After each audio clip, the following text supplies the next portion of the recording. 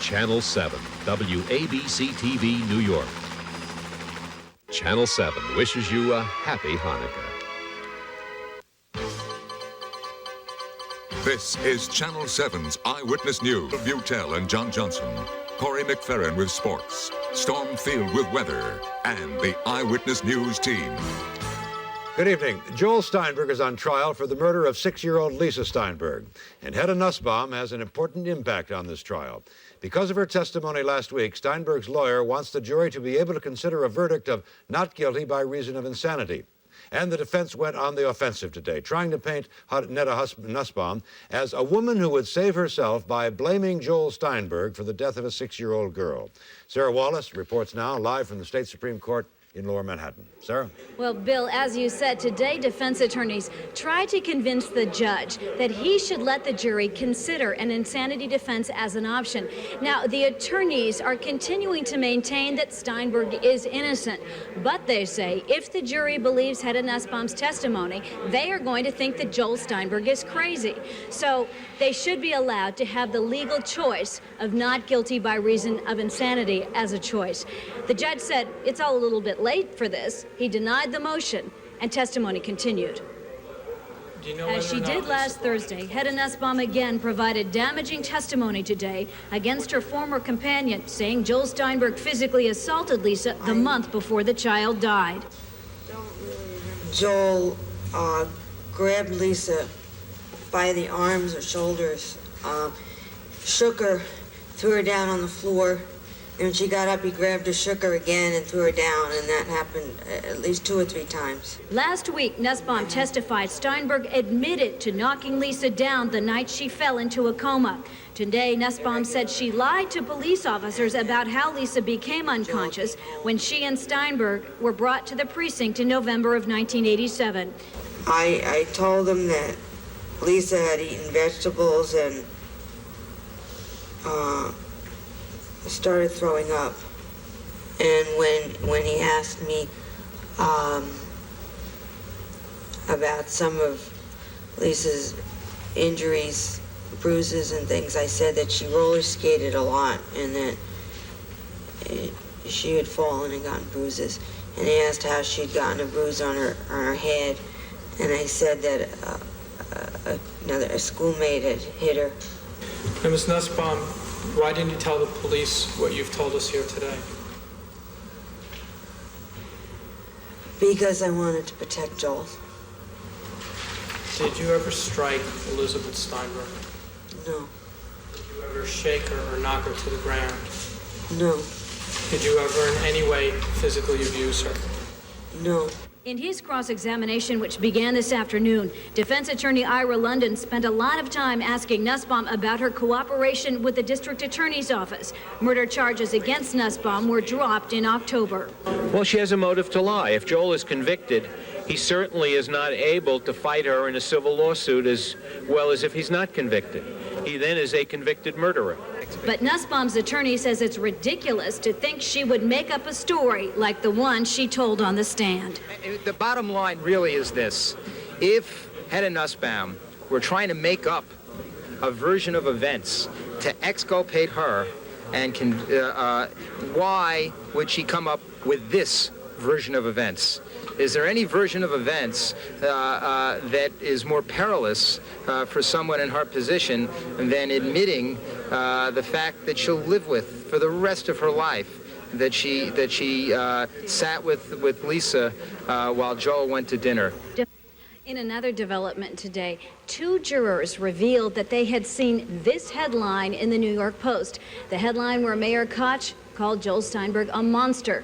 The judge spent some time talking with the jurors, seeing if they had been tainted, if they had been influenced by seeing this headline. They both said that they had not been influenced, and both sides, including the defense attorneys, were convinced that the jurors could continue with the trial, so they were not removed, alternates were not put in. But just yet another development in this dramatic case, which continues to have new developments almost every minute. Tomorrow, more cross-examination of Hedda Nussbaum, and defense attorneys are likely to be a little more aggressive.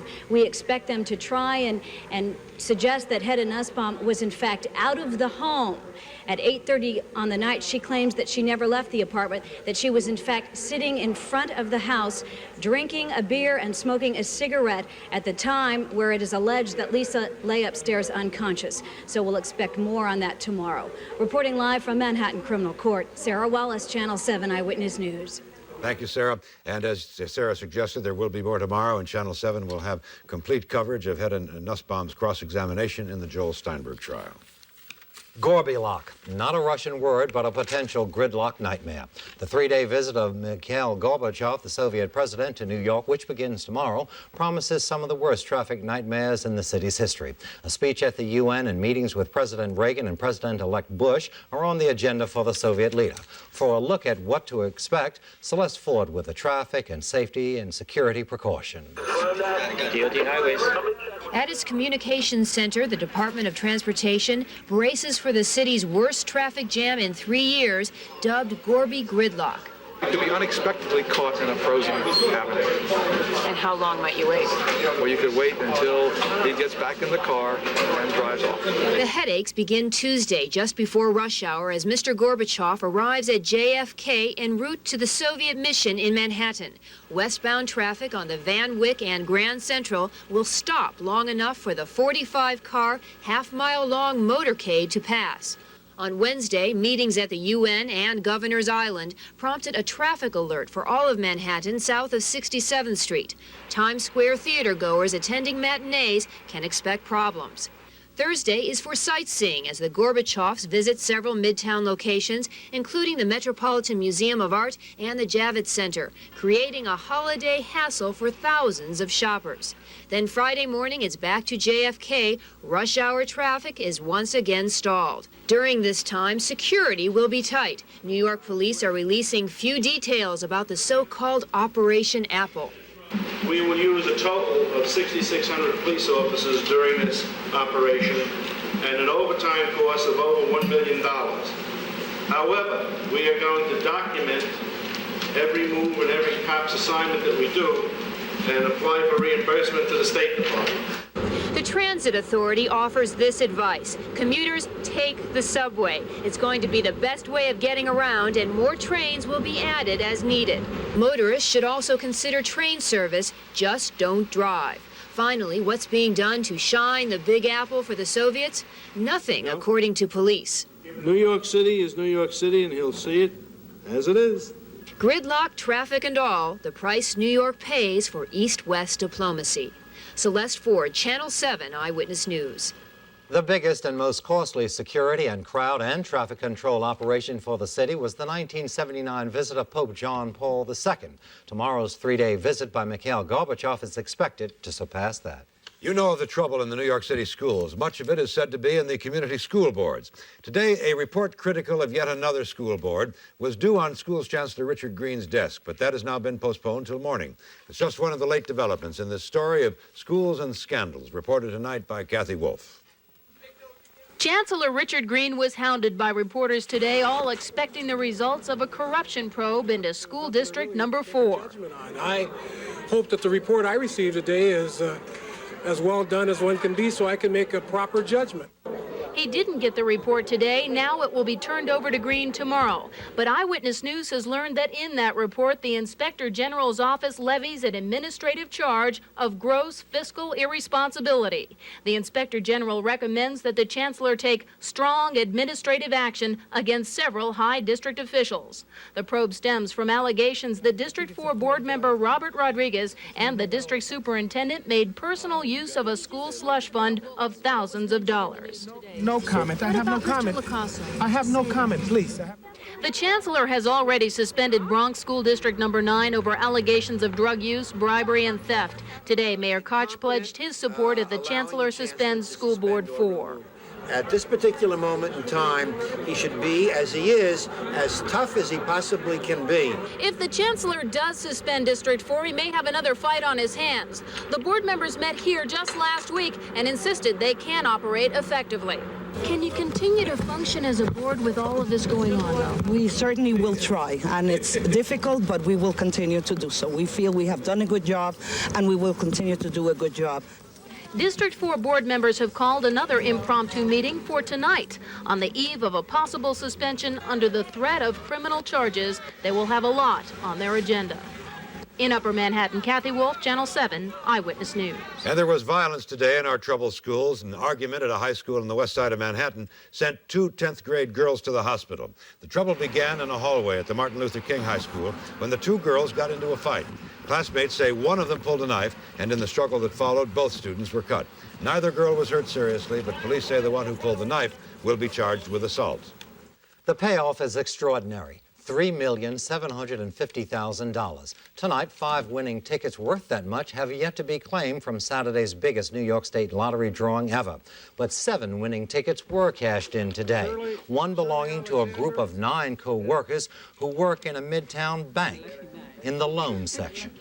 Teresa called me Saturday night, and she was screaming like a mad lady, And I said, calm yourself down, calm yourself down. I said, what's the matter? She said, Edie, we're millionaires. I said, are you joking? She said, no, it's for real, it's for real. All 5 unclaimed tickets were purchased in the metropolitan area. 2 were bought in Brooklyn, 1 each in Manhattan, Staten Island, and Queens. No loans for those people who work in the loan office anymore, eh? When Eyewitness News continues, the police department in New Jersey says skinheads should be banned from local shopping malls after 2 teenagers are attacked. And a sure sign of the season is turned on. The big tree at Rockefeller Center will have a live report. And the Giants take a big win in a big way. 2 New Jersey teenagers are hospitalized tonight while 2 others are in jail for attacking them. Bergen County police are calling the attack the work of members of a skinhead gang. Doug Johnson has the story of the alleged skinhead attack at the Paramus Mall while holiday shoppers looked on. Paramus Park Mall on Route 17 in Bergen County, New Jersey. The type of place that speaks of a solid lifestyle. Despite the suburban quiet you expect to find here, last Saturday night, this mall was the scene of frightening violence. In this section of the mall, about 8 o'clock, a teenager was attacked and beaten by a group that police say call themselves skinheads. It was a group of young people who allegedly are skinheads, dressed in fatigue jackets, boots, red suspenders, and skinheads, and some other youths walking through the promenade.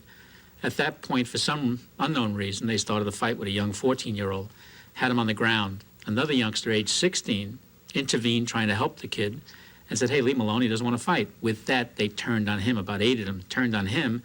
As a result, gave him a concussion, fractured his nose, and he's in the hospital. Being a skinhead can mean many things, from violent dancing to a racist attitude.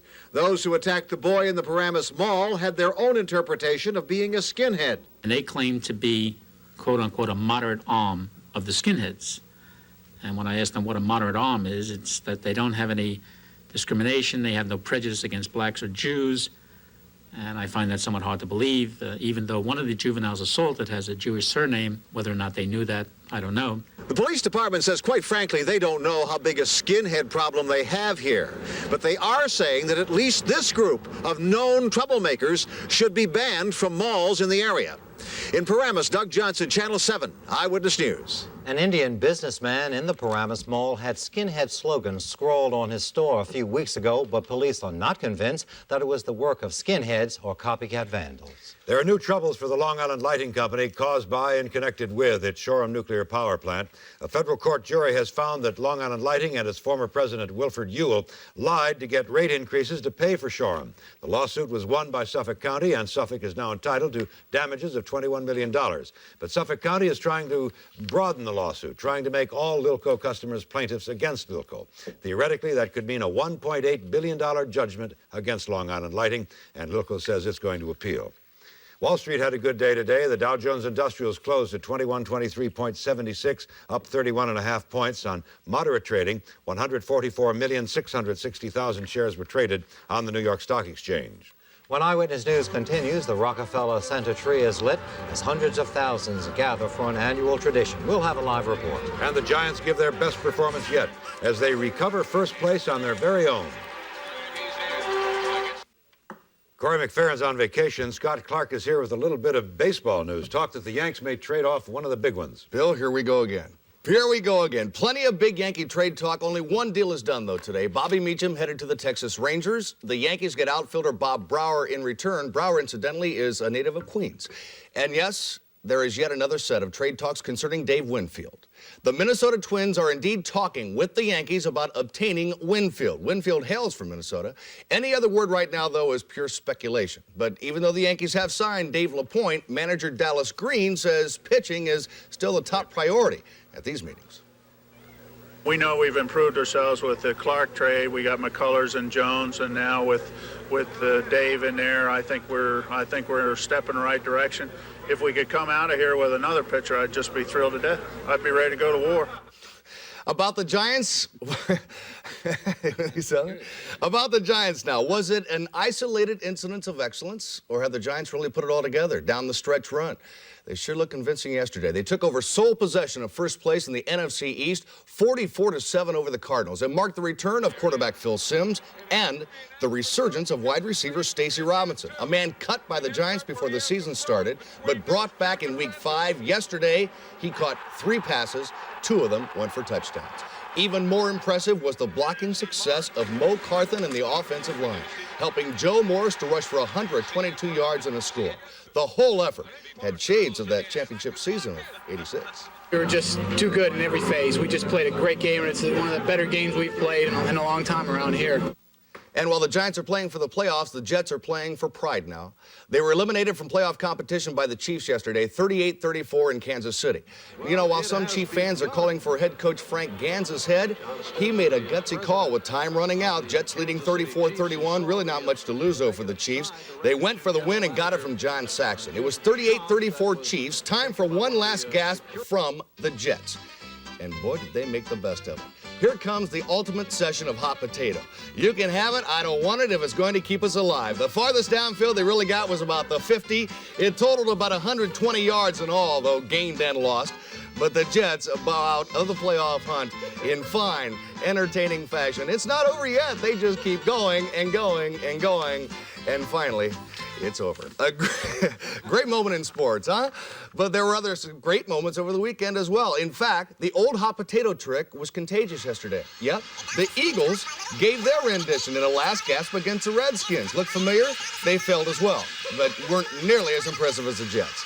You've heard of killing 2 birds with 1 stone? Well, Jim Burt took care of 2 Cardinals with 1 early surge. The early giant got the birds. Now, the best bow with a ball bestowed by the Bengals running back Ickey Woods. Little song and dance and a nice finish, too. And the hit of the day issued to Randy Wright of the Packers.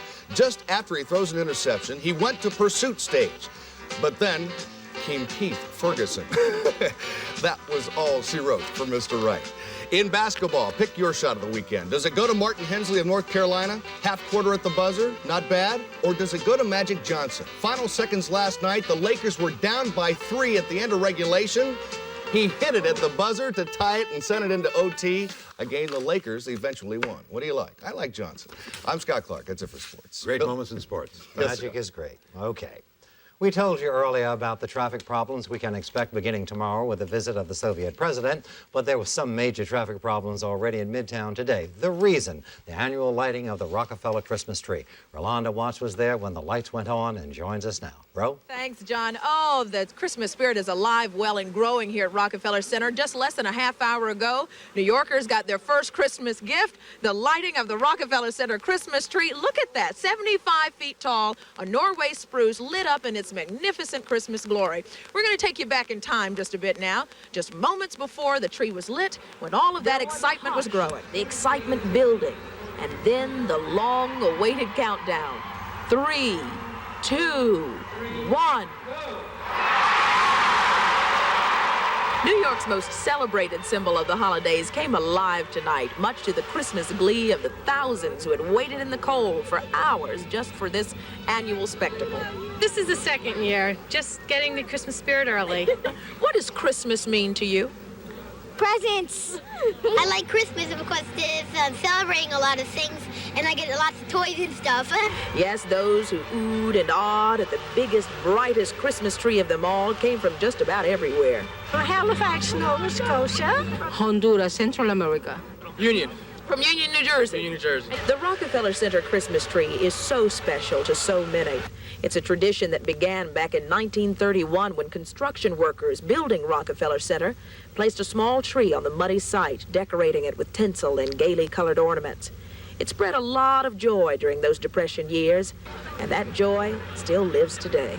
A lot of people lose the meaning of Christmas, and I just want to keep that in there. A lot of people don't even celebrate anymore, and it's kind of like died out, but not in my family. There's so much like starving and terrible things happening in the world. I think it's important that you think about others.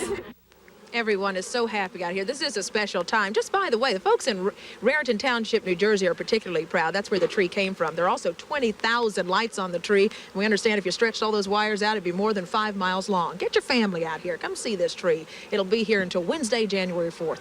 I'm Rolanda Watts reporting live from Rockefeller Center underneath one magnificent Christmas tree. Merry Christmas, everybody. Back to John and Bill. And to you too, Rolanda. And like the Christmas tree, Stormfield is alight with the holiday spirit.